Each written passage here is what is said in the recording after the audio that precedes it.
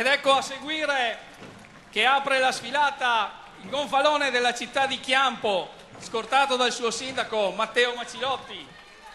Segue il gonfalone della regione del Veneto e il gonfalone della provincia di Vicenza che, come potete vedere, scortato dal presidente Variati, dicevo, il gonfalone porta i 4 sacrari di Simone, del Pasubio, del Grappa di Asiago. A seguire Vittorio Veneto e Crespadoro, decorati di medaglia. È iniziata così la sfilata triveneta degli alpini di Chiampo, guardando già al 2018 e a Vittorio Veneto. Oltre 30.000 i partecipanti tra penne nere, familiari e tanti cittadini da tutto il Triveneto che si sono ritrovati lungo la Valle Vicentina.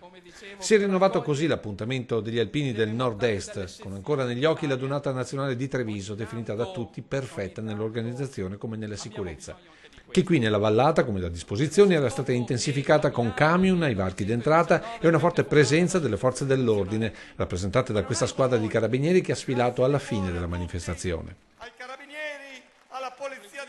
Notevole, come si conviene, la presenza di penne nere da tutto il Vicentino, come dal Trentino, già operativo in vista della Dunata Nazionale del prossimo anno a Trento. Come sempre apprezzatissime le rappresentanze delle salmerie con i muli, seppur non più gli storici come i Roso, che continuano a tramandare il legame tra penne nere e i soldati a 4 zampe.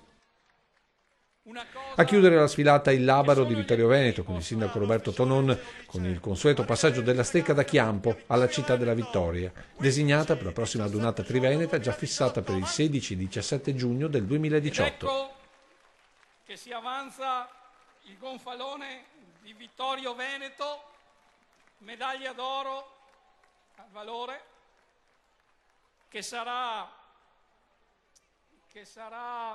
sede della prossima adunata triveneta nel 2018, nel centenario della vittoria.